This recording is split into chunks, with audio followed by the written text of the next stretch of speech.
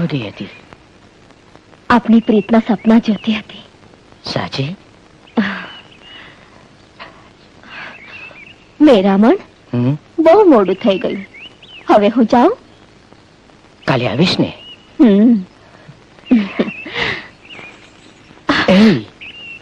આમ આવ ને.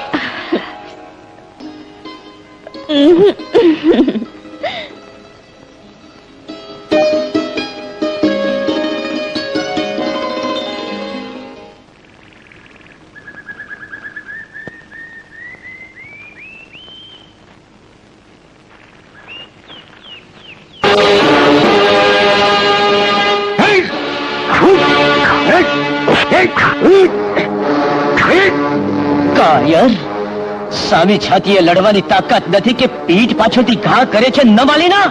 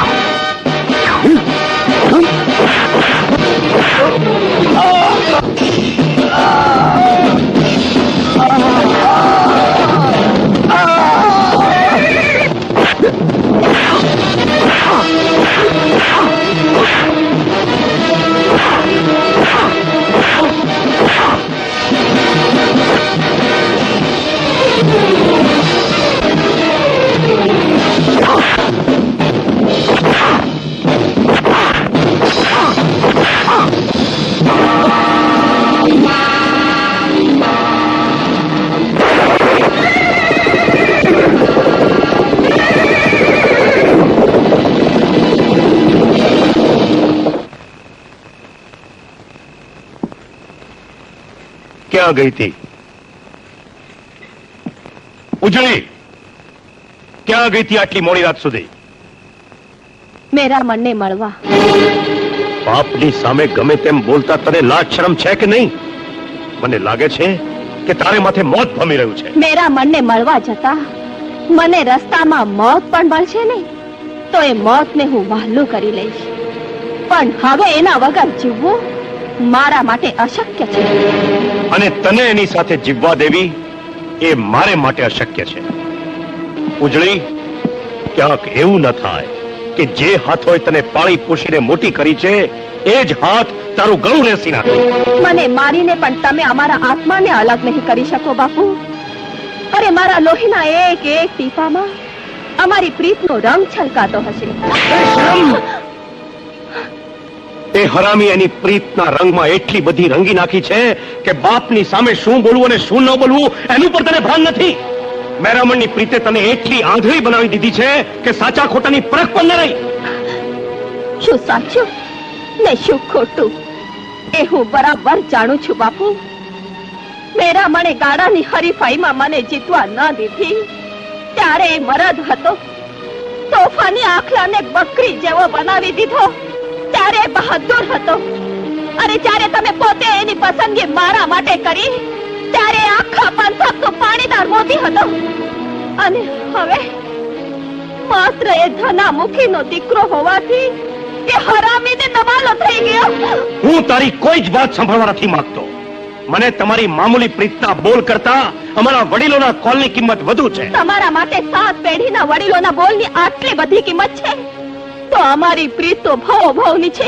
શું એની કિંમત કાંઈ નહીં? ઉજળી! બાપુ! ઉજળી, બાપુ સામે ગમે તેમ બોલતા તને શરમ નથી આવતી? અરે આપણા ખોરડા અને ખાનદાનની ઇજ્જત અબરૂ ખાતર શું તું મેરામણને ભૂલી નથી શકતી? મોટી બેન, આ સવાલ તમે મને પૂછો છો? શું તમે મારા બનેવીને ભૂલી ગયા છો? બોલો ને, તમે ચૂપ કેમ છો? જ્યારે સ્વર્ગે ગયેલા તમારા પતિને તમે ભૂલી નથી શકતા તો પૃથ્વી પર જીવતા મારા પ્રીતમને હું ક્યાંથી ભૂલું? ઉજળી! બાપુ, એટલું યાદ રાખજો કે આ ખોળિયું ચોરીના 4 ફેરા ફરશે તો મેરામણ હારે જ. શું મેરામણ માટે તું તારું સપન તોડવાની વાત કરે છે? હા બાપુ, જ્યાં સુધી મેરામણના હાથે મીંડળ નહીં બંધાય ત્યાં સુધી હું પાણી તો નહીં ઓઢું. એટલે તમારા માટે દુશ્મનની દીકરી સાથે સપન બાંધી અને હું મારા કપાળે કલંકનું કાળું ઢીલું લગાડું? રૂપા, જેના તલવારથી ગળા કાપવાના હોય ને એને હિતથી અહીંયા ન વળગાડાય. તમારી વાત સાચી છે, પણ શું મેરામણ માટે થઈને તમે વર્ષોના વેરને ભૂલી ન શકો? માની વાત સાચી છે બાપુ. તમે એકવાર કાળું મૂકીને ઘેર જઈ એમની બધી વાત સમજાવો તો જરૂર ઉજળી અને મેરામણ મળી જશે. શું હું મારા વર્ષોના વેરને જમીનમાં દાટી મારા વડવાએ લીધેલી પ્રતિજ્ઞા તોડી વેરની વાડીમાં સકપણનું વાવેતર કરું? અરે મારા જીવતા જીવત તે દિવસ ક્યારે નહીં આવે, ક્યારે નહીં આવે. બાપુ, ઘડીભર માટે કોઈના દુશ્મન મટીને કોઈના બાપ બનીને જીવો તો જ તમને મેરામણના હૃદયના સાચા ધબકારા સાંભળવા મળશે. અને તો જ વર્ષોના વેરને ભૂલી મેરામણનું સપન કરવા માટે તમે કાળુમુખીના ઘેર જઈ શકશો. હા બાપુ, માની વાત સાચી છે, અમારી વાત માની જાઓ. બાપુ, ઘડીભર માટે કોઈના દુશ્મન મટીને કોઈના બાપ બનીને જીવો તો જ તમને મેરામણના હૃદયના સાચા ધબકારા સાંભળવા મળશે. અને તો જ વર્ષોના વેરને ભૂલી મેરામણનું સપન કરવા માટે તમે કાળુમુખીના ઘેર જઈ શકશો. બાકી મુખી એટલે મુખી ને ચા એટલે ચા. મુખી બાપા આપને કોઈ મહેમાન મળવા આવ્યા છે. જા એમને અંદર મોકલ. આ સવારના પોરમાં મહેમાન ક્યાંથી ટપકી પડ્યા? રામ રામ કાળુમુખી. ધનામુખી તો મારા ઘરમાં કેમ? પ્રતિજ્ઞા તોડીને ગામના પાદરમાં પગ મૂકતા શરમ ન આવી કે પછી મૂછોનું પાણી ઉતરી ગયું? કાળુમુખી, મૂછોના પાણીના ચડાવ ઉતારની વાત કરવા હજુ નથી આવ્યો.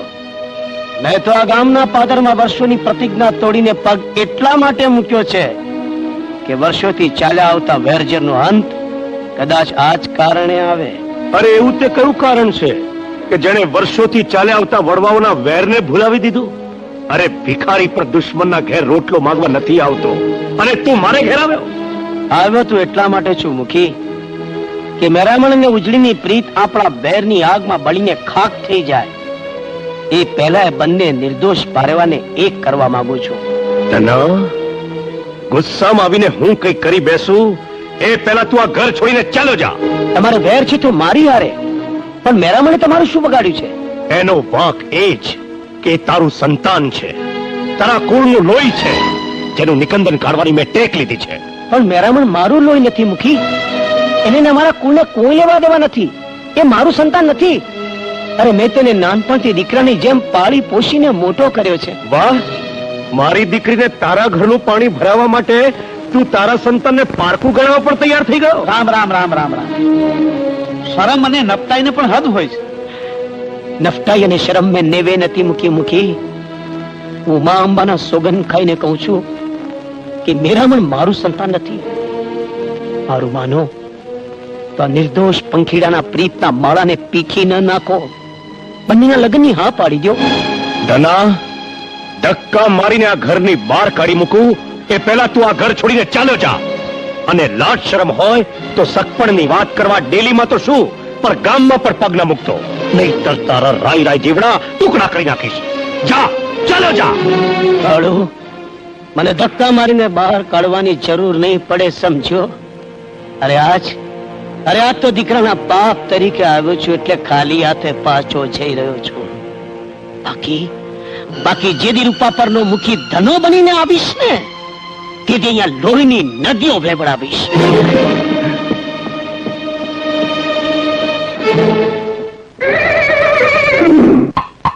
બાપુ આવી ગયા લાગે છે. માં, મોટા ભાઈ, બાપુ આવી ગયા.